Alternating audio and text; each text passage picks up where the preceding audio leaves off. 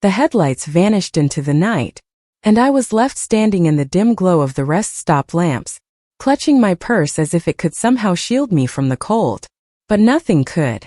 Not now. Not after what Karen had said. Please like this video and don't forget to subscribe my channel and listen to my story till the end. Mom, we just need space. Get out for a moment. A moment. A moment, they said. But that moment turned into something else entirely. They locked the doors and drove off, not even a glance in my direction. The dust settled, the trucks roared past, and I stood there alone. At 79, I thought I had seen every kind of humiliation a family could give a woman. I had endured the forced smiles at holiday dinners, the veiled comments, the way Karen and David would exchange glances when they thought I wasn't looking. But this was new. This was a betrayal that wasn't just about leaving me on the side of the road. It was about everything that had led to this moment. It wasn't a mistake. It wasn't accidental. It was a decision, one made long before tonight, one I had refused to see. Maybe I was too tired. Or maybe I just didn't want to believe that my own daughter could abandon me like this. The cold wrapped around me like a blanket, but I didn't shiver. That's the funny thing about getting older. Age teaches you how to keep the cold out where it counts, inside. I walked over to the bench by the vending machines, sat down slowly, and reached for the notebook I had carried with me for years. It was small, unremarkable. A little spiral notebook I bought to jot down recipes. I had meant to write down things like my grandmother's secret chicken pot pie recipe, or the homemade jam I had always promised to make. But now the only thing I seemed to write down was my life. 10:07 a.m. Left at rest stop. Highway 14N. Temperature cold. Mind clear. The last line felt like a slap. Clear. How could I feel clear? How could clarity possibly come from something so cruel?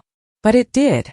And that sharpness, the clarity, cut through all the excuses I'd made over the years.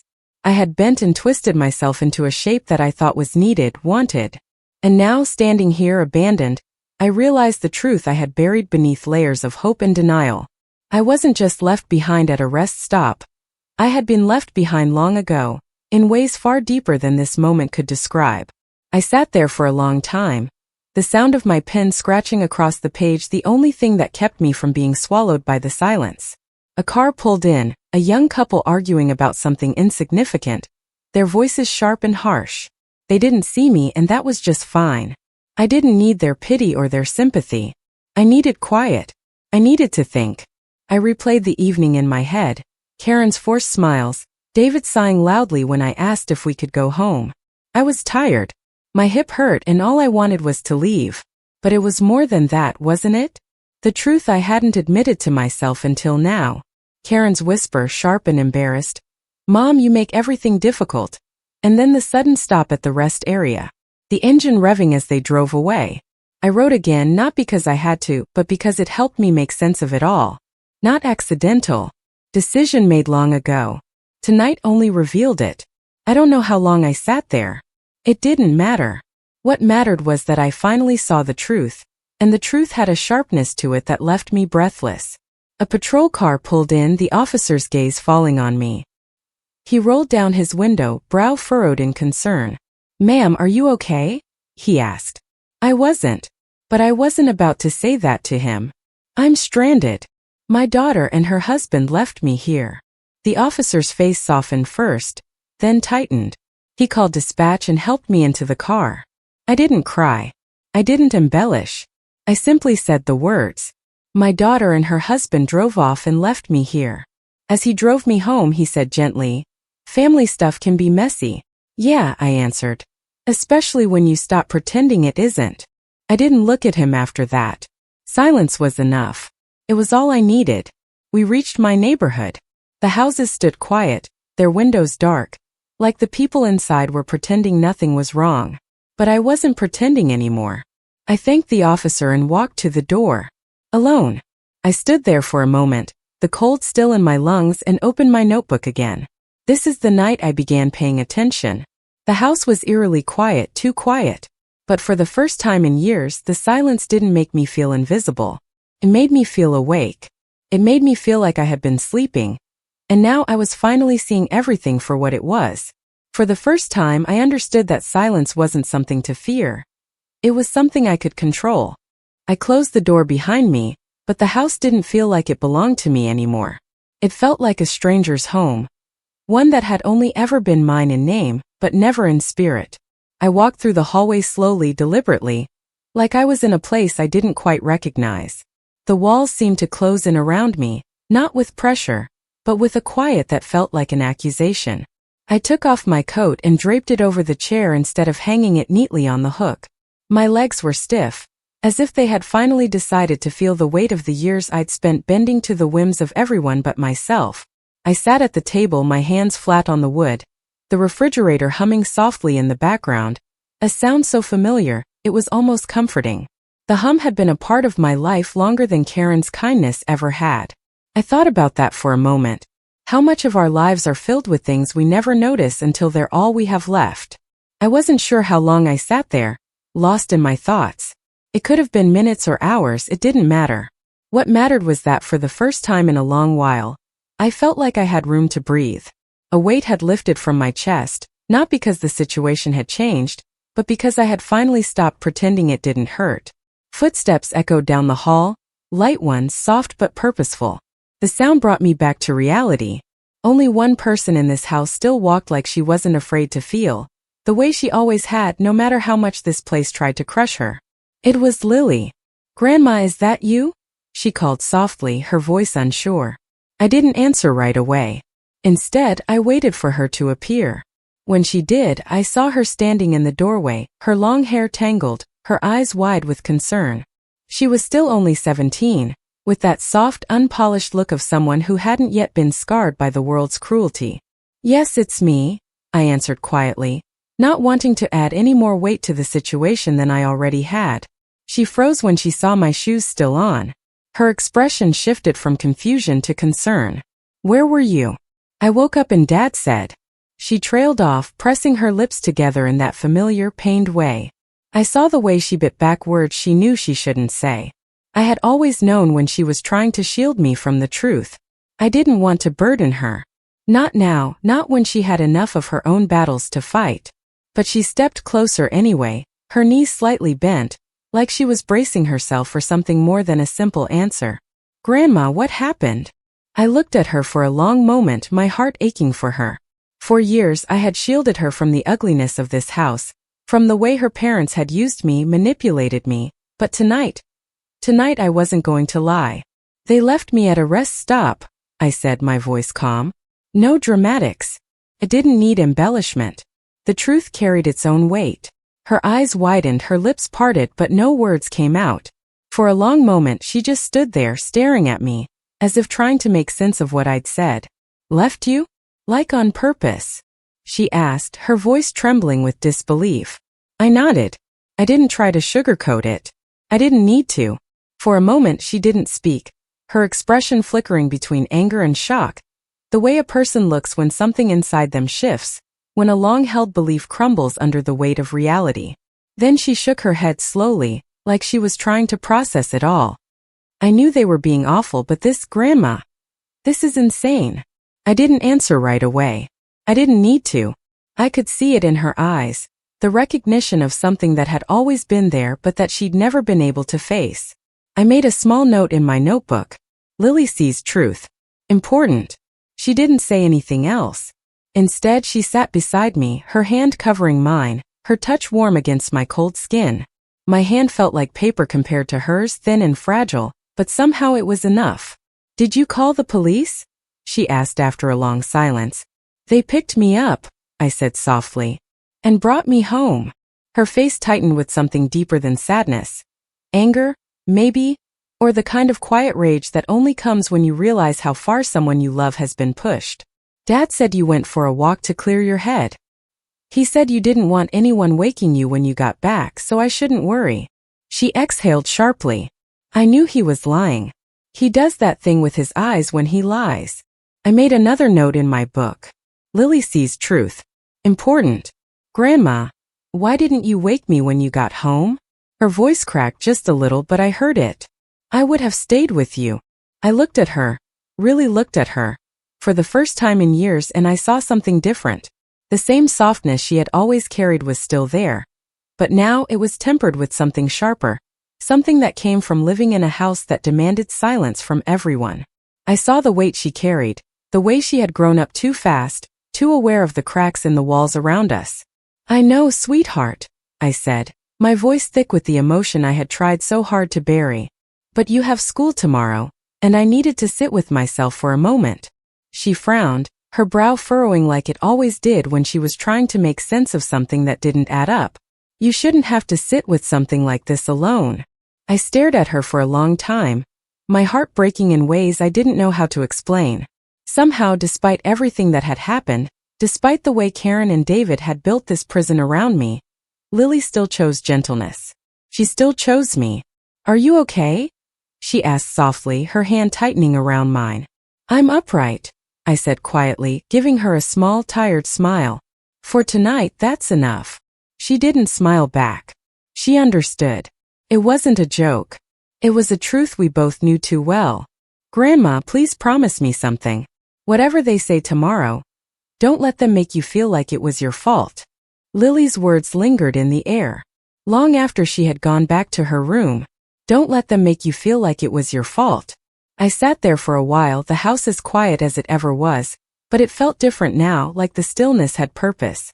It wasn't the kind of silence that demanded apology or explanation. No, this was a silence that belonged to me. The kind that comes when you stop pretending and start seeing things as they really are. I didn't know how long I sat there, but I finally stood slowly, my joints protesting the movement. The house seemed smaller now, like a box I'd been forced to live in for years without realizing it. I walked down the hall, the familiar scent of the house hanging in the air, clean, sterile, like something you'd find in a hospital. I had spent so many years here waiting for them to see me, to care for me. But now, I was just another piece of furniture, another item to be managed. I walked to the small room they had given me, my space, though it never truly felt like it was mine. The bed was narrow, the lamp flickered like it was gasping for life, and the window looked out onto the fence. It wasn't much, but it had been enough. Or at least I told myself it was. Sitting on the edge of the bed, I opened my notebook again. The pages were filled with truths, with words I had never dared to speak aloud until now. But it was time. The years of silence, of bending, of giving until I had nothing left, it was time to stop. I wrote a single line. "Tomorrow is not just another day. It is the first step I am taking away from all of this." The moment the words settled on the page, I heard Lily's voice in the hall again. Soft, unsure. She knocked once, but I could feel the hesitation in her touch. She didn't need permission to enter. She needed reassurance. I opened the door, and there she was, standing in the doorway, her arms crossed over her chest like a shield. She had the same look on her face as she did earlier, a look that said she had been carrying something heavy, but wasn't sure if it was hers to carry. "I'm sorry," she whispered, her voice cracking slightly. I didn't need her apologies. I needed her to understand that this wasn't just about me anymore. It was about both of us. I stepped aside, inviting her into the room, and she sat down beside me without hesitation. Her small frame seemed even smaller in the dim light, her legs tucked up beneath her. "I hate seeing you like this," she said softly, looking at her hands. "Sweetheart, you don't need to carry this for me. This is mine to carry," I replied, my voice steadier than I felt. She shook her head. "But I can see it. I see how they've treated you. I see it when you try to make things better for them. And I hate that you're still making excuses for them." I could feel a lump forming in my throat, but I swallowed it down. I had to be strong for her, for both of us. "I've been making excuses for them for too long, Lily. Longer than I should have. But I won't do it anymore. It's not healthy, and it's not love." She stared at me for a long moment, like she was trying to find the words to say something that had been building up inside her. Finally, she spoke again, quieter this time. "Do you think they'll ever understand?" I let out a long, shaky breath. "I don't know, darling. But I know they won't if I don't start showing them the truth.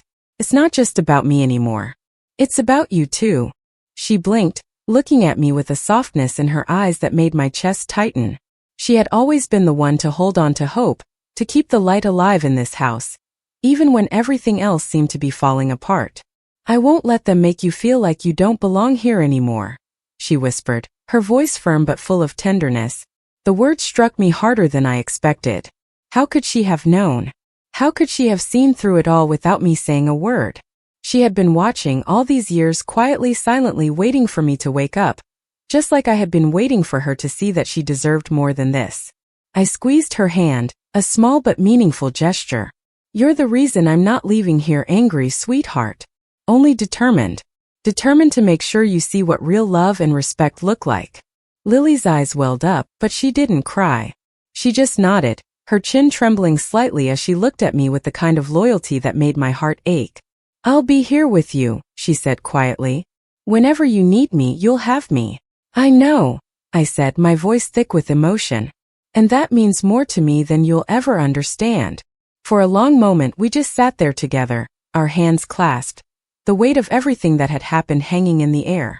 But it wasn't a suffocating weight. It was a weight that signified something new. A shift that had taken place deep within me. A shift that could never be undone. Tomorrow isn't just another day. It's the beginning of something new. Something I've waited for far too long to see. The silence that followed felt different, lighter. Not because the house had suddenly become peaceful, but because for the first time I wasn't pretending anymore. I wasn't trying to make excuses or wear the mask of the dutiful mother and grandmother who always did her best to stay out of the way. No, tonight I had decided to stop hiding. Lily's footsteps faded down the hallway, but I could still feel her presence in the house, like a soft light that pushed back against the shadows. I sat there for a while, staring at the walls that had witnessed every quiet tear, every silent sacrifice. They had been witness to a lot, but not to this moment. This was different. I wasn't shrinking anymore. I walked back to the kitchen, my legs stiff, but with a new sense of purpose. The house was still as I moved through it. I opened the cupboard, pulled out a cup and filled it with water. The sound of the faucet was the only noise in the stillness. It struck me how I hadn't truly heard the quiet in this house until now. I had lived with it, surrounded by it, but never truly listened. When I sat at the table, the phone buzzed in my pocket. It was from Karen. Mom, please call me. We need to talk. David thinks this is all getting out of hand. We're worried about you. I stared at the screen for a moment, my finger hovering over the reply. I could feel the familiar pull, the pull to explain, to apologize, to smooth things over, but I wasn't going to do that anymore. Not today. I opened my notebook instead, the pen feeling heavier in my hand than I expected. I wrote down, they want control back. They sensed the shift. I wasn't sure what would happen next. I didn't know if Karen and David would come to their senses or if they would continue down the same path. But I knew one thing for sure. It didn't matter anymore. I had taken the first step, and it was a step away from them, away from the lies, away from the silence that had nearly broken me. As I sat there, I felt the weight of my decision, but it wasn't a burden. It was more like a stone placed gently in the palm of my hand. Solid. Real. Something I could hold on to. The doorbell rang, cutting through the stillness of the house. I didn't need to check the clock to know it was too early for any of the usual visitors. No one but Karen or David would come knocking at this hour. I didn't move to answer. I wasn't going to face them right now. I wasn't ready for another round of the same old excuses and false apologies. The bell rang again, more urgent this time. Then the sound of the door creaking open, and I heard their voices, low and hurried. They were back, no surprise there. They must have known that their little game was coming to an end, that they were losing their grip on me. I stood up slowly, taking a deep breath before walking toward the door. When I opened it, they were standing there, Karen with her arms crossed tightly, her expression tight with frustration, David lingering behind her, his gaze darting from me to the doorframe, like he couldn't quite believe I was standing here, holding my ground. Mom, we need to talk, Karen said, the words clipped and rehearsed, but there was a tremor in her voice that hadn't been there before. The facade was slipping. I'm not interested in talking right now, I replied calmly. Not unless we're going to speak the truth for once. Karen's face twisted in annoyance, but I saw the flicker of something else there too. A hint of fear. The kind that comes when someone realizes they no longer have control over the situation. She opened her mouth to argue, but I stopped her before she could speak. I'm not here to listen to any more lies, Karen. I'm not here to apologize for things that aren't my fault. I'm done being the scapegoat for everything that goes wrong in this house. David shifted uncomfortably behind her, but he didn't speak. He never did when it mattered. You're being unreasonable. Karen spat, trying to regain some ground. You're acting like we've been terrible to you. We've given you everything. No, you've given me nothing, I replied, my voice steady now, filled with a strength I hadn't felt in years. You've taken everything from me. My time, my energy, my love. And you've only ever given me guilt in return. Karen flinched at the words, but she didn't back down. We were just trying to help. We thought we were helping. You weren't helping, Karen, I said softly. You were managing me. There's a difference. For the first time in a long while, the words I spoke weren't followed by an apology. They weren't followed by anything but silence. Silence that spoke louder than anything I had ever said before. I don't need your help anymore, I said, my voice softer this time but firm. I need my life back. David cleared his throat, stepping forward.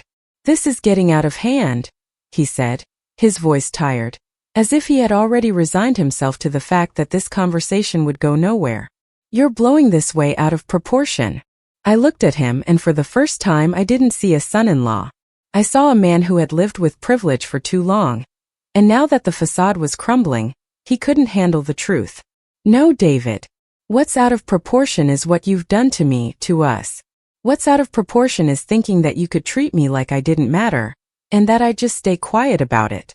Karen opened her mouth again, but this time I didn't wait for her. I stepped back, closing the door slowly, not with anger but with purpose. I wasn't going to have this conversation anymore. They could knock again. They could yell. But they wouldn't break me. Not now. Tomorrow is a new day. But today? Today is the beginning of something they won't see coming.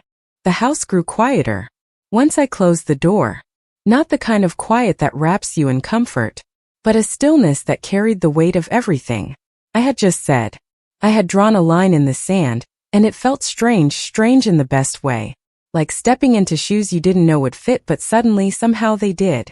I stood there for a moment, my hand still on the doorknob, listening to the muffled sounds outside. Karen's voice raised in frustration and David's lower tones trying to quiet her. But their words, their noise, no longer mattered. They were the echoes of a time I had left behind. A time when I had allowed them to control me with guilt and manipulation. I turned away from the door and walked into the kitchen, my steps more purposeful now.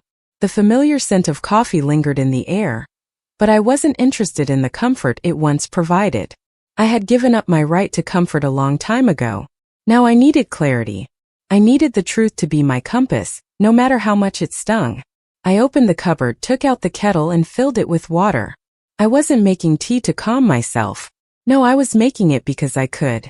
I could make it without someone telling me how much sugar to add, or how I should sip it, or when it was time to put the cup down. For the first time in years I could make my own choices. I could sit in silence in my own space and let the world wait. The kettle whistled and I poured the hot water into the cup. Steam rose, swirling in the air, and I let myself inhale it, slowly, deeply. It wasn't just the heat of the water. It was the heat of the moment, the clarity that was starting to burn through the fog. I went to the table, sat down and opened my notebook once again. I didn't need to write, but I couldn't help it. I needed to put down the thoughts that were racing through my mind. This is it. The beginning of the rest of my life. Not a grand declaration. Not a dramatic speech. Just a quiet shift. A moment when I stopped pretending I was invisible. I didn't hear the knock at the door this time. It wasn't loud, but it wasn't soft either. I knew who it was before I even looked. It had to be them, Karen and David, back to finish what they started. But I wasn't going to let them finish anything this time. Not on their terms. I stood up, took a deep breath and walked toward the door. When I opened it, Karen was there, her expression still rehearsed, still guarded, but there was something different about her this time. Something softer, though not enough to make me believe it was genuine. She was standing, arms crossed, like she was bracing herself for a confrontation. "Mom," she said, her voice tight but not angry. "We need to talk." I didn't invite her in. I didn't need to. This wasn't a conversation where I had to be polite or diplomatic. This was me reclaiming myself. "We've been trying to understand what's going on with you," she continued, her eyes darting to the side, like she wasn't quite sure how to navigate this new version of me. I crossed my arms, mirroring her stance, and looked at her calmly. "There's nothing to understand, Karen. I'm simply done being the person you want me to be. She blinked, stunned by my words.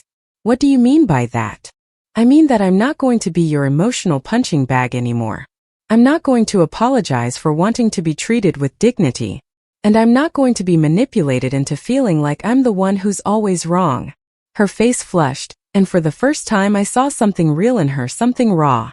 It wasn't guilt, not exactly, but it was something close to it.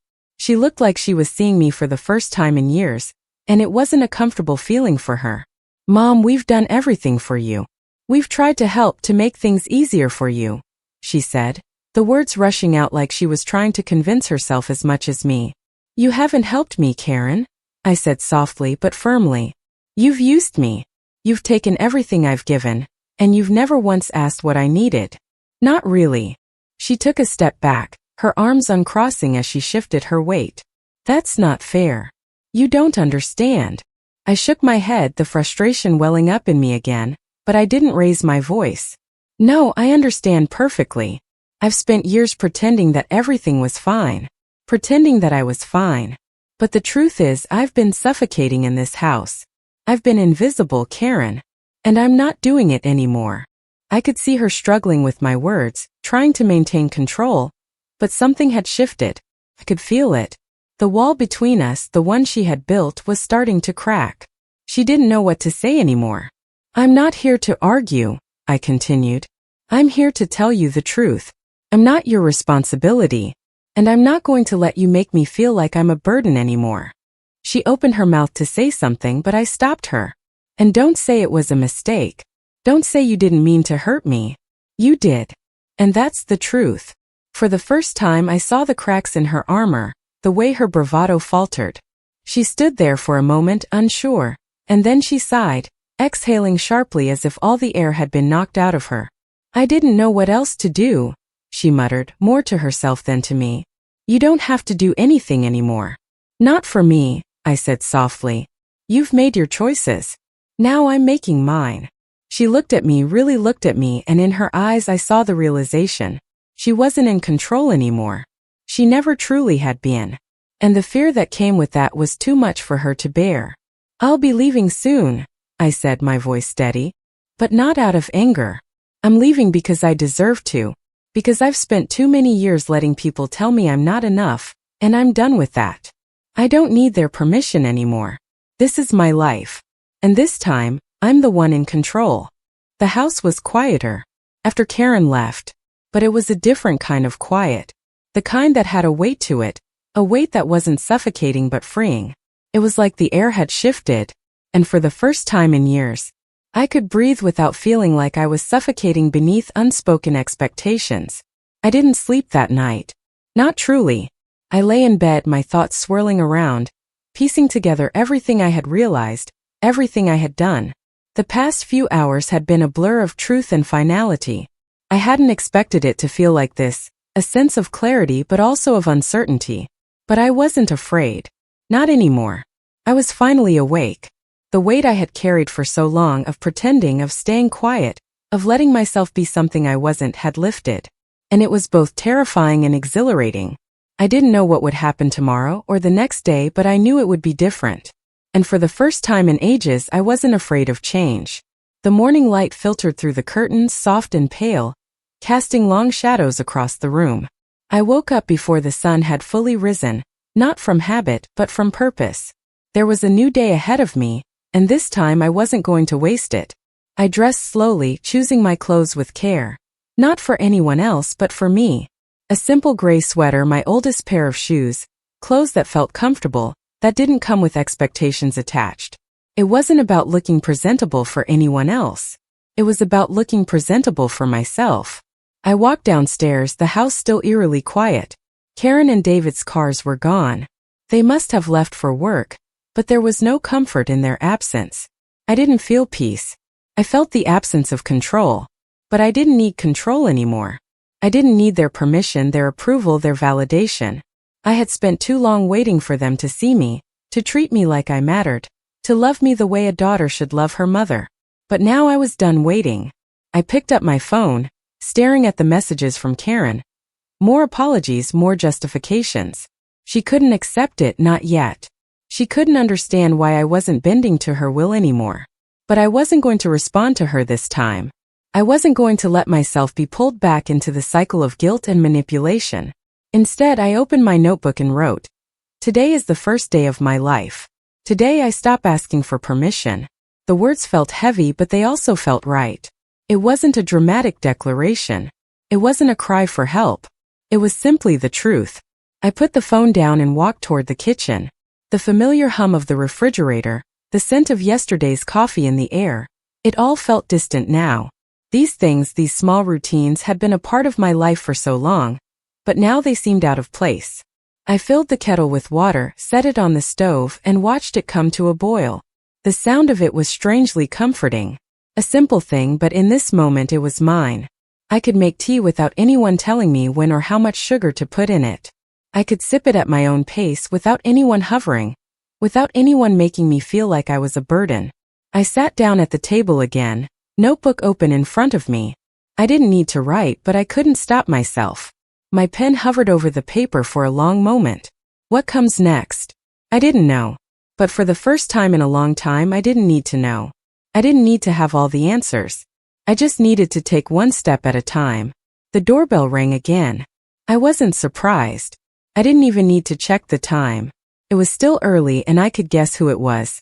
The last time they came knocking, I had shut the door on them. But today I wasn't going to run from them anymore. I stood up slowly, making my way to the door. When I opened it, Karen was standing there, her expression tight but vulnerable. She wasn't angry this time. She wasn't defensive. She was just lost.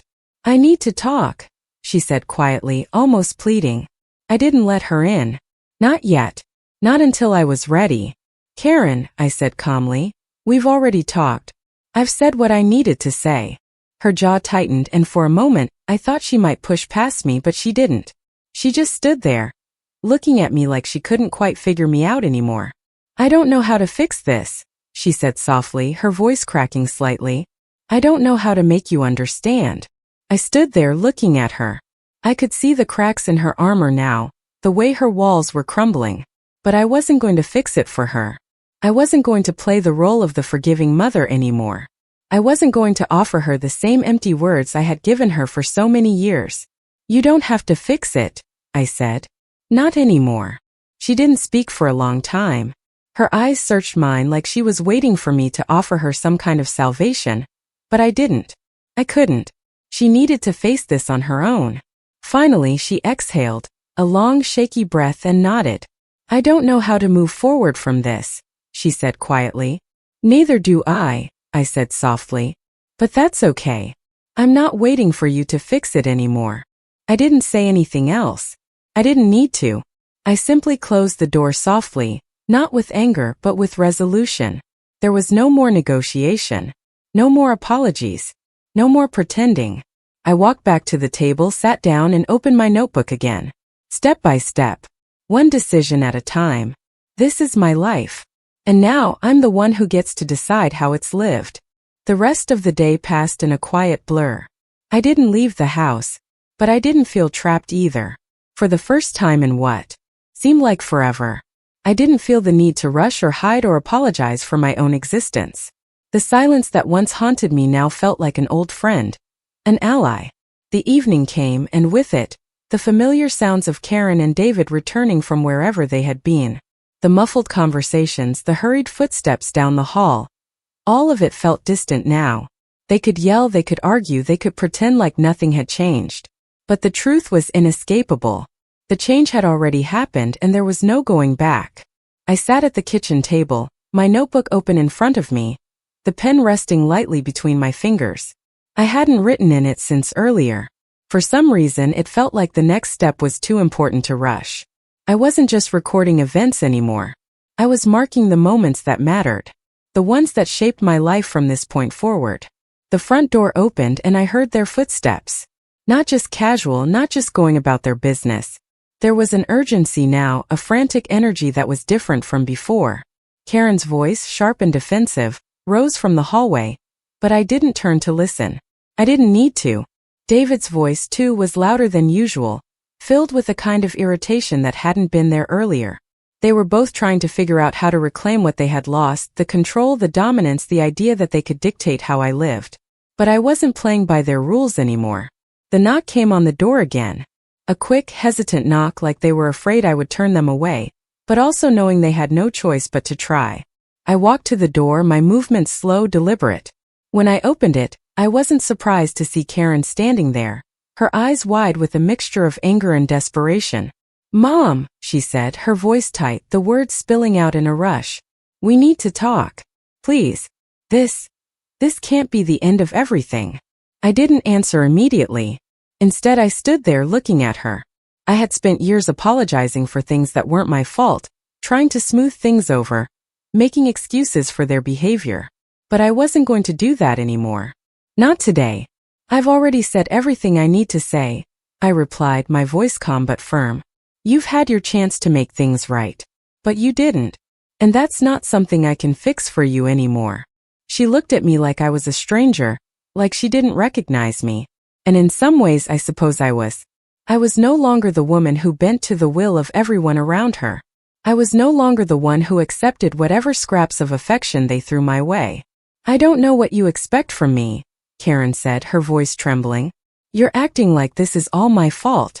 Like I'm the villain." "No, Karen," I said, shaking my head slowly. "You're not the villain. But you are part of the problem. I'm not going to keep blaming myself for your choices anymore." She opened her mouth, but the words caught in her throat. She wasn't used to hearing this from me. She wasn't used to being challenged. She was used to controlling the narrative, making me feel small, like I was the one who had to adjust to make things work. But now the power had shifted. I had stopped asking for permission, and I wasn't going to stop now. "I don't know why you're doing this," she whispered, her voice wavering. "Why now?" I took a deep breath, my hand resting on the doorframe. "Because I'm tired, Karen. Tired of pretending. Tired of bending over backwards for people who don't care enough to see me. I've spent my whole life making space for everyone else, and I'm done. I'm making space for myself now." Her face softened just a little, but it was too late. There was no going back. "Mom," she said, her voice quieter now, almost pleading. "Please don't leave. We need you. I need you." I shook my head slowly. "No, you don't. Not the way you think. You don't need me to be your emotional support or your punching bag. You need me to be me. And right now, that's all I can be." She didn't know how to respond. She just stood there, her mouth slightly open, unsure of what to say next. And that was enough. I didn't need her to say anything. I didn't need her to apologize or make excuses. I just needed her to understand that I wasn't her to fix anymore. David stood behind her, his expression unreadable. He didn't say a word, but I could feel the weight of his gaze. It wasn't angry anymore. It was confused. He wasn't sure how to regain the control he once had, and for the first time in years that felt like power. "I'm not going to keep repeating myself," I said, my voice steady now. "I've made my decision. I'm done living for everyone else." I closed the door slowly, not with anger but with finality. The silence that followed felt different now. It wasn't oppressive. It wasn't filled with the weight of unspoken words. It was peaceful. It was my peace. This is my life. I'm not waiting for anyone's permission to live it anymore. The door clicked softly as I closed it, and I leaned against it for a moment, taking in the strange weight of the silence. That now filled the house. It wasn't empty silence, though. It was a silence filled with something deeper. It was the kind of silence that followed a storm, when the wind dies down, but the air is thick with the aftermath. I felt it in my bones. The way everything had shifted. The way the truth had settled in the spaces between us, in the cracks they hadn't noticed until now. I didn't go back to the kitchen. I didn't need tea or coffee or anything to fill the space. I walked to the small room they had given me, the one that had never truly felt like mine, but had been the only place I could find comfort. Today it didn't feel like just a room anymore. It felt like the first piece of land I had claimed for myself, my own quiet corner in the world. I sat down on the bed, the same bed I had slept in for years, but it felt different now. It wasn't just a place to lie down anymore. It was where I began my change. The bed where I decided that I wasn't going to play their game any longer. I opened my notebook again, the pen feeling familiar and grounding in my hand. The pages were filled with all the things I had written to make sense of what had happened. But today I wasn't just writing to document. I was writing to set a new course. Today I choose myself. I choose to live on my terms. No more apologies, no more excuses. I let the words sink in, letting them settle around me like a warm blanket. This was the first time I had truly written for myself. Not for anyone else. Not for Karen or David or anyone else who had tried to shape me into what they wanted me to be. The evening passed in a blur of quiet thoughts. The sounds from the hallway, the occasional footsteps, the distant murmur of voices, felt like they belonged to someone else. I didn't feel anger. I didn't feel fear. I just felt done. Done with trying to make things right for people who didn't care enough to see me. Done with bending until I could no longer recognize myself. I went to bed that night, not with the usual anxiety or worry about what would happen the next day. I went to bed with the quiet certainty that I was finally doing what I needed to do. I was taking back my life.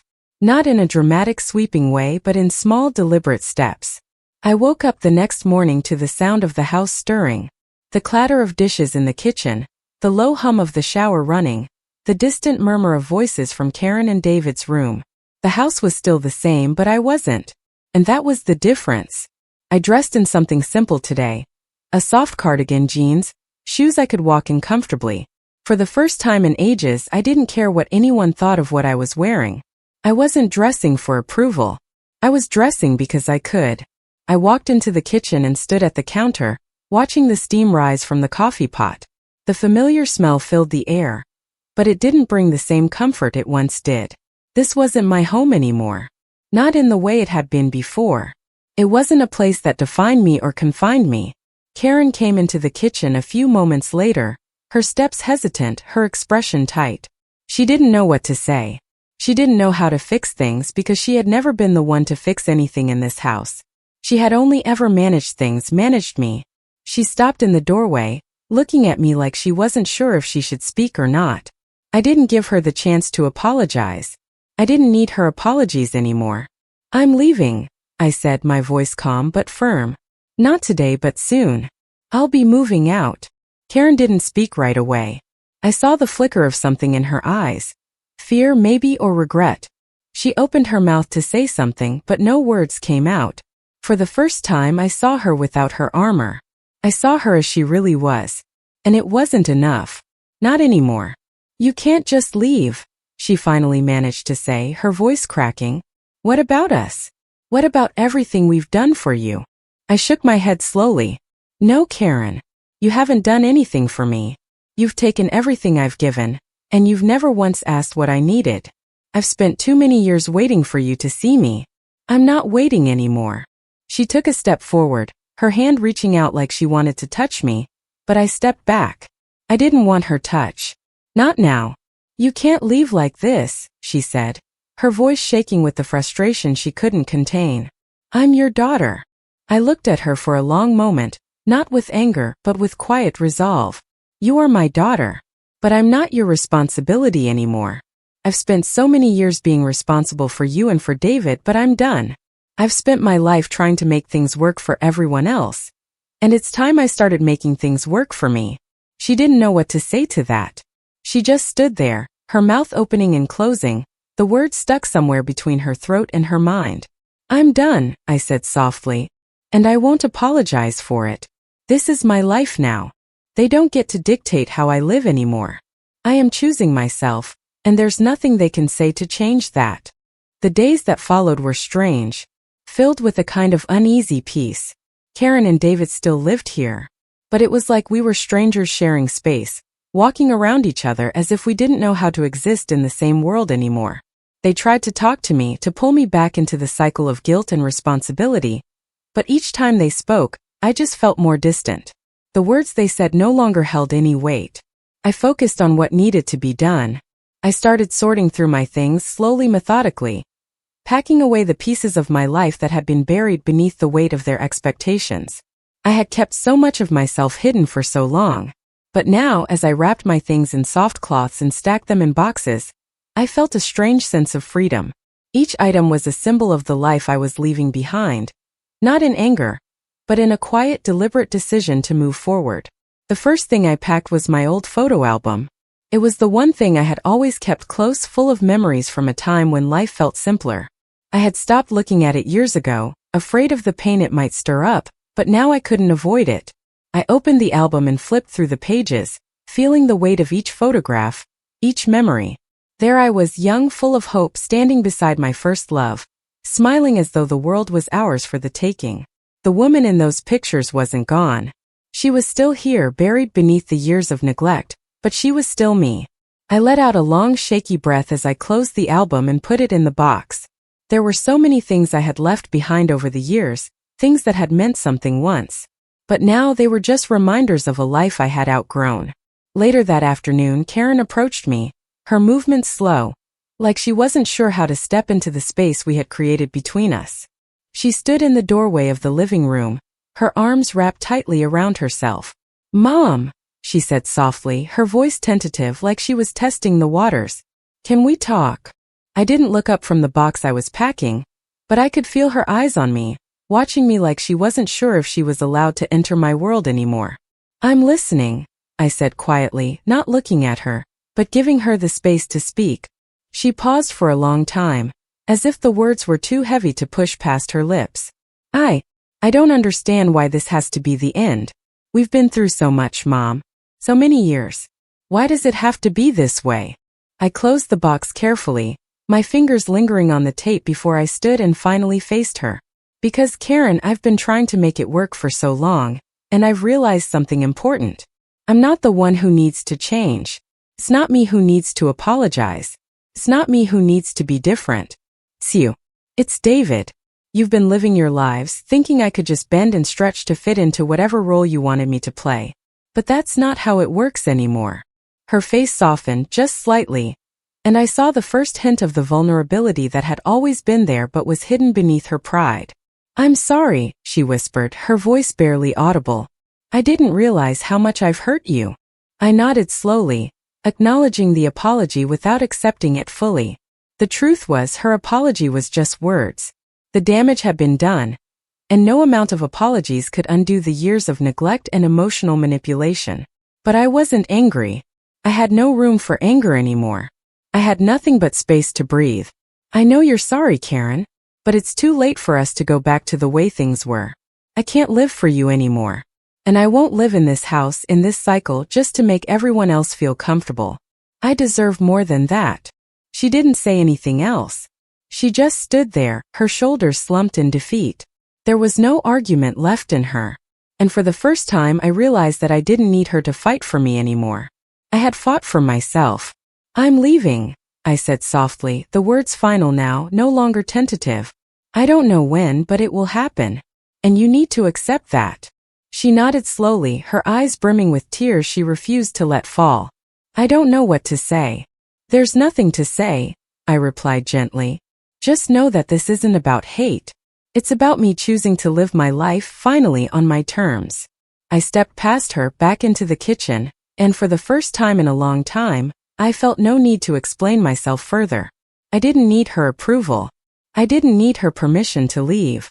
The air in the house had changed, and the weight that had once hung so heavily on me was now just a distant memory. I wasn't weighed down by guilt anymore. I wasn't suffocating under their expectations. I packed the rest of the afternoon, each box I sealed representing one more step away from the life I had once lived. And as I did, I felt something I hadn't felt in years, a sense of pride. I was finally doing something for myself. I don't need their approval. I've made my decision and I'm leaving. And for the first time, I'm not looking back. The days following my conversation with Karen were oddly calm. There was no dramatic confrontation. No final battle between mother and daughter. There didn't need to be. Everything had already been said. The truth was out, and there was nothing left to discuss. It wasn't about them anymore. It was about me, about how I was going to move forward with my life. Now that I had finally taken control, I packed up the rest of my things quietly, with a focus I hadn't had in years. The weight of the past was still there, but it didn't feel like a burden anymore. It felt like a memory, distant, fading. I was no longer tethered to it. I was free. The house, once filled with the noise of everyday life, had taken on a strange, hollow quiet. It wasn't unsettling, though. It was peaceful, almost soothing. The clattering of dishes in the sink, the distant murmur of voices from the other rooms, they didn't pull me back into the chaos. They were just sounds. I was no longer moved by them. I stood in the hallway, looking at the door that had once felt like a barrier between me and the world. It was the door I had gone through countless times, leaving and returning without ever truly noticing how small it had made me feel. But now, standing there, I saw it for what it was. It was just a door. I picked up my bags, ready to leave. My hands felt steady now, my steps purposeful. This was it. The last step. I had been waiting for this moment for so long, not realizing how much I had been holding myself back. Karen appeared in the doorway again, her face pale, her expression unreadable.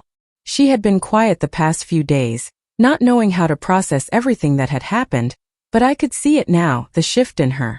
The realization that I wasn't going to be what she wanted me to be anymore. I wasn't going to stay and play the role of the dutiful mother who silently bore everything they threw at me. She opened her mouth to speak, but the words caught in her throat. Instead, she just stood there, looking at me like she was seeing me for the first time. "I'm sorry," she said softly, her voice breaking a little. "I didn't realize what I was doing to you." I paused, standing still in the hallway, taking in her words. I didn't need her apology. I didn't need to hear her say that she was sorry. I had already forgiven her. But forgiveness didn't mean I had to stay.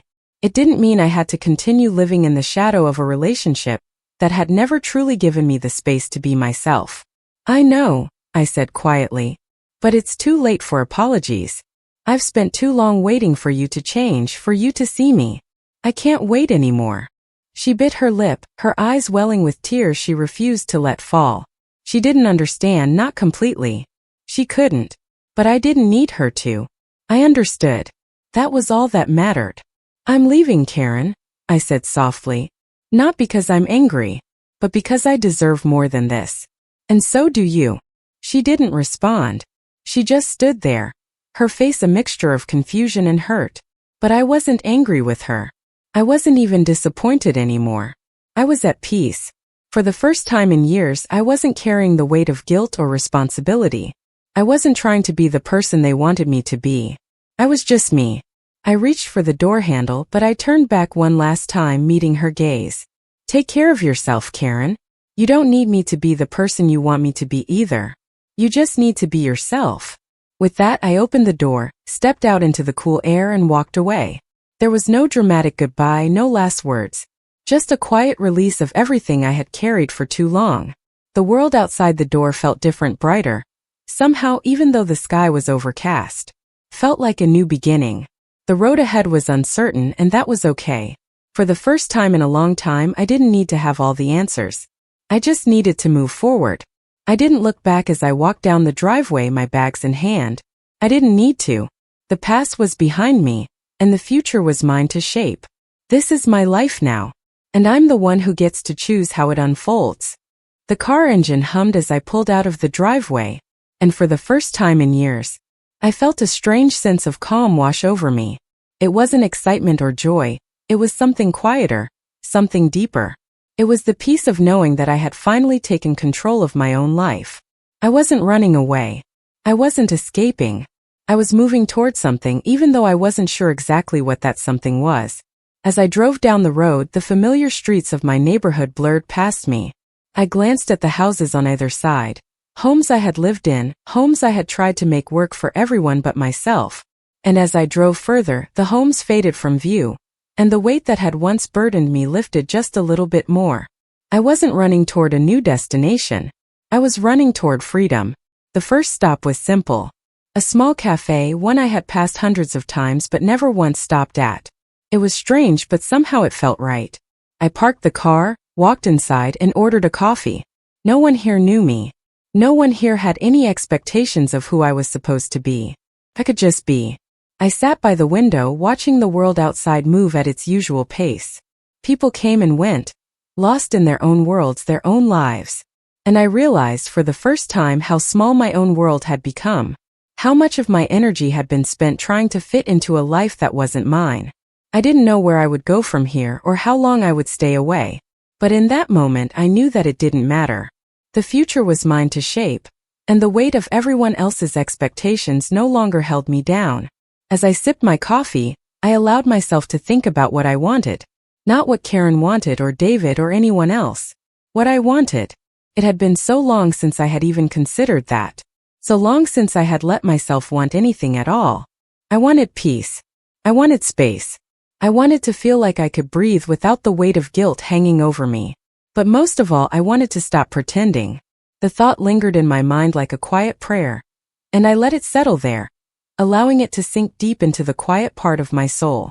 I wasn't pretending anymore. I wasn't waiting for permission to live. I finished my coffee and stood up, feeling the solid weight of my decision under my feet. As I walked out of the cafe, the world outside seemed a little brighter, a little more expansive. It felt like anything was possible now. I didn't know where I would go next, but I didn't need to. I didn't have to have it all figured out. What mattered was that I was moving forward, and that forward was mine to define. The road ahead isn't clear, but for the first time, I'm okay with that. I'm finally free to choose my own path. The days blurred together, in a haze of quiet peace. Each morning, I woke up in the small apartment. I had found the one that felt like it was just big enough for me, and no one else. I had chosen it carefully, not for its size or its location, but because it felt like the right space. Open but intimate, simple but enough. I could hear the birds outside in the morning, their calls louder now than they had ever been before. They reminded me of something I had long forgotten. The world kept turning no matter what. People moved forward even if they didn't know where they were going, and so did I. I spent my days exploring new places in the city, cafes, parks, shops. I would take walks for hours, losing myself in the simple act of walking. I didn't need to be anywhere. I didn't need to be anyone. I just needed to be. It wasn't all perfect. I had moments where I felt the ache of loneliness, where I missed the sound of my daughter's voice, or the days when I would return home to the house that had once been my world. But those moments were fleeting. The pain didn't define me anymore. It was just a shadow, lingering but never consuming. One evening I found myself sitting at the park, watching the sun set behind the skyline. The sky painted in shades of purple and gold. I could feel the warmth of the sun on my skin, and for the first time in so long, I didn't feel guilty for enjoying something that didn't involve anyone else. I had been waiting for this moment for so many years, the moment when I could finally sit with myself, with my own thoughts, without the constant pull of others demanding my energy, my love, my attention. I had been waiting for the peace that comes with letting go, and now here it was. I pulled out my notebook from my bag, just like I had so many times before. But this time it wasn't to document pain or confusion. This time it was to reflect on how far I had come. I am no longer defined by their expectations. I am no longer their responsibility, and I am no longer mine to carry. I smiled softly to myself, feeling the truth of those words resonate deep inside me. The wind blew gently, carrying the scent of the trees and flowers around me, and I closed my eyes, breathing it in. There was so much to see, so much to experience, and I wasn't afraid anymore. I had given myself permission to live without fear of judgment, without fear of being abandoned or misunderstood. The world felt bigger now, brighter. It was as if I had spent years in a small room, and suddenly, I had opened the door to an entire field of possibilities. And for the first time I could hear my own voice, clear, strong, unapologetically mine. As the last light of the sun dipped below the horizon, I stood up, stretching my arms toward the sky. The future wasn't something I had to plan out. It wasn't something I had to follow. It was something I would create day by day. And that was enough. The road ahead isn't laid out for me. And that's exactly how I want it. I'm writing my own story now, and this is just the beginning.